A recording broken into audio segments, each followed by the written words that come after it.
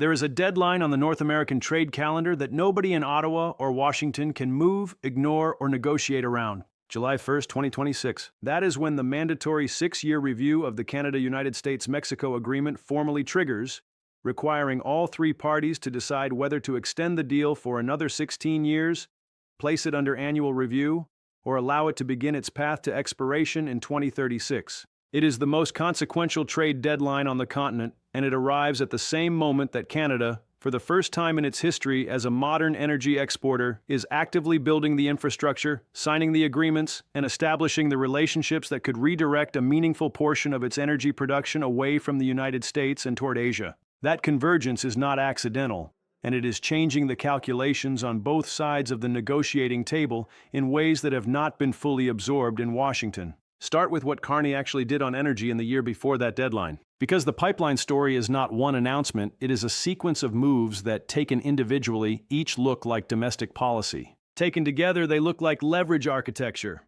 In November 2025, Carney and Alberta Premier Danielle Smith signed a memorandum of understanding committing the federal government to pursue a new oil pipeline from Alberta to Canada's west coast. The agreement lays out an unprecedented set of conditions. Alberta commits to implementing an industrial carbon price of $130 per ton and to reducing methane emissions by 75%. The federal government, in exchange, commits to a clear and efficient process to approve the pipeline under the Building Canada Act as a project of national interest.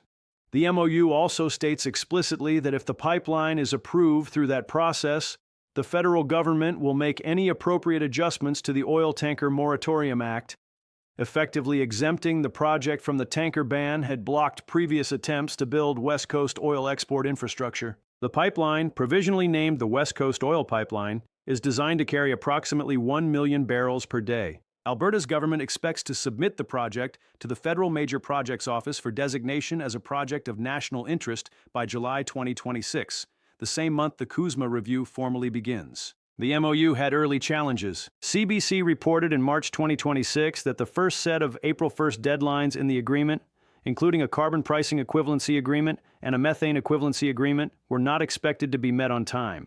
Premier Smith said she did not want to delay very long. Natural Resources Minister Tim Hodgson confirmed at the CERAWeek Energy Conference in Houston that the federal government remains committed to the deal. Both governments, he said, agree that Canada must unlock and grow natural resource production and transportation in Western Canada to get energy and natural resources to allies. Those early slippages do not invalidate the agreement. They do reflect the genuine complexity of aligning federal and provincial regulatory frameworks on a project of this scale, but the political direction is set. The MOU exists, the Major Projects Office exists to fast-track it, and the deadline to submit the pipeline proposal to that office is July 2026. Simultaneous with the CUSMA review. The geopolitical logic behind all of this was laid out most directly in Carney's own words at Davos in January 2026, where he argued that countries earn the right to principled stands by reducing their vulnerability to retaliation, and that diversification internationally is not just economic prudence, but a material foundation for honest foreign policy. That framing maps precisely onto the pipeline strategy. Currently, roughly 90% of Canada's oil exports go to the United States. Almost every barrel travels south. The pricing consequence of that concentration is real. Canadian crude has historically sold at a discount of roughly $10 to $20 per barrel below the U.S. West Texas Intermediate benchmark because landlocked geography and the overwhelming dominance of American buyers limits Canadian producers' options. The Trans Mountain Pipeline expansion, completed in 2024 at a cost of $34 billion and carrying 890,000 barrels per day from Alberta to the Pacific Coast at Burnaby, has already begun to change that. ATB Economics reported that since Trans Mountain went to full capacity, Canadian oil exports to China have risen significantly. The WCS discount to WTI narrowed from an average of $15 per barrel to approximately $9.95 in June 2025, the lowest differential since 2020. Now Trans Mountain is running at its physical limits. CBC reported in March 2026 that the pipeline system is expected to operate at full capacity in April and into May, driven by surging Asian demand tied to energy disruptions caused by the war in the Middle East. Iranian attacks on Gulf energy infrastructure in early March had stranded approximately 150 oil and LNG tankers outside the Strait of Hormuz, caused a halt to all LNG production at Qatar's Ras Laffan facility after drone strikes, sent Brent crude surging 10% overnight, and exposed the structural dependence of Asian economies on a single maritime choke point that carries roughly 20% of global seaborne oil and LNG. China, India, Japan, and South Korea account for nearly 70% of all crude oil flows through the Strait of Hormuz. Japan imports 95% of its crude from the Middle East. There is no LNG bypass for Gulf supply at all. Canada's Pacific coast has none of these vulnerabilities. No hostile actor can disrupt the supply chain running from Alberta's oil sands to Vancouver or Kitimat and onward to Yokohama, Ulsan, or Ningbo. Alberta produced a record 4.1 million barrels per day in 2025, up 4.2% from the previous year. ATB Economics expects oil and gas exports to grow by about 2% both this year and next, but warned that without a new pipeline in place, a lack of capacity will once again constrain output growth, possibly as soon as 2028. Trans Mountain is full. The argument for the West Coast oil pipeline is now both geopolitical and capacity-driven. And the pipeline is not the only piece. LNG Canada, a consortium of 5 international companies from Europe, Malaysia, China, South Korea, and Japan, began shipments from Kitimat, British Columbia in July 2025, the first major LNG export from Canada's Pacific coast. The CUSMA's LNG project has been referred to the Major Projects Office for fast-tracked approval.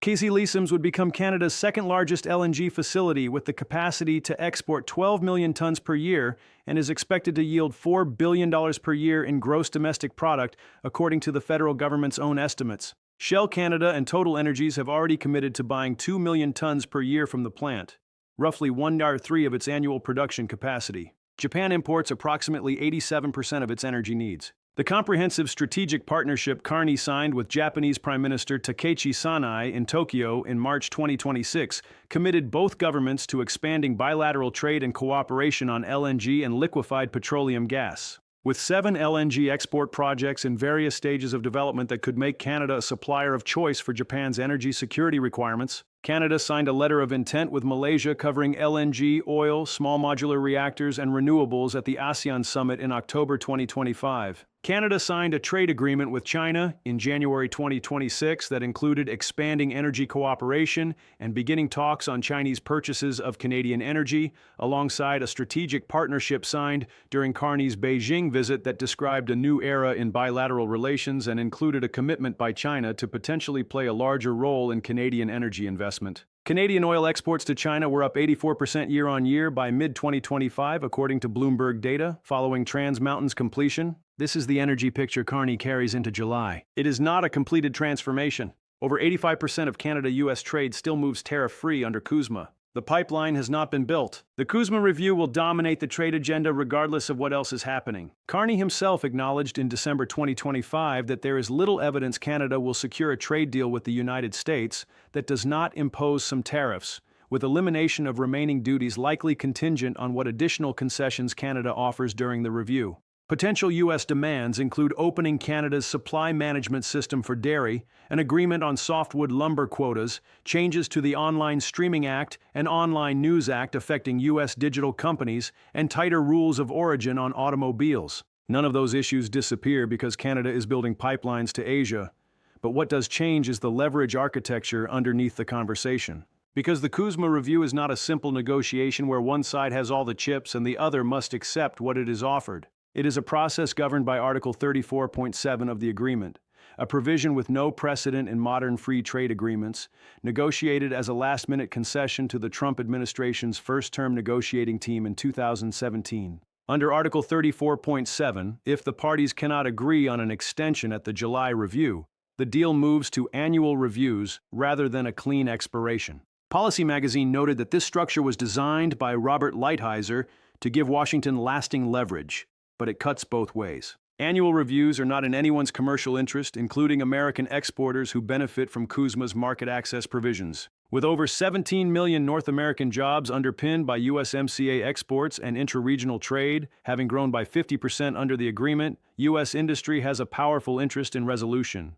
And the specific energy dependency underlying those numbers gives Canada negotiating surface that did not exist before. Canada is the largest foreign supplier of energy to the United States across every major category. It provides approximately 62% of U.S. crude oil imports, essentially all U.S. natural gas imports through pipelines, 21 terawatt-hours of electricity in 2024, and is the largest foreign supplier of both U.S. steel and aluminum. The Globe and Mail reported in February 2026 that South Bow, the Canadian pipeline company, had filed a proposal with U.S. regulators for a 1,038-kilometer pipeline that could carry up to 550,000 barrels per day of Canadian crude into the United States, reviving parts of the canceled Keystone XL route through Montana to Wyoming. According to estimates from South Bow's potential American partner, Bridger Pipeline, the project could increase Canada's oil exports to the U.S. by about 12.5%. A source told Reuters that Carney raised the Keystone revival in his October 2025 meeting with Trump at the White House. That project gives Canada something Trump wants: expanded U.S. refinery supply of the heavy sour crude American Midwestern Gulf Coast refineries depend on, that can be offered or withheld depending on how the CUSMA negotiation unfolds. What Carney is simultaneously constructing is the credible alternative: every LNG agreement signed in Japan, every TMX barrel sold in China instead of California, every CUSMA ton committed to Shell and Total Energies for Pacific export. Every piece of that structure reduces the share of Canada's energy revenue that depends on American buyers, and correspondingly reduces the leverage the Trump administration can apply by threatening to restrict access to the American market. CBC's analysis of Canada's leverage points in the CUSMA negotiations, published in March 2026, identified crude oil, critical minerals, and foreign direct investment by pension funds as Canada's most significant bargaining chips. The Macdonald-Laurier Institute's energy director, Heather Exner-Pirard, argued in a piece published in April 2026 that Canada's strategic interests would be best served by enhancing the ability to ship crude oil to new trade partners in Asia with a Northwest pipeline, and that diversifying away from U.S. oil dependency is directly tied to Canada's ability to take principled stands in trade negotiations. That is the pipeline's function in the CUSMA context, not as a completed project, which it is not as an operational energy route, which it will not be for years,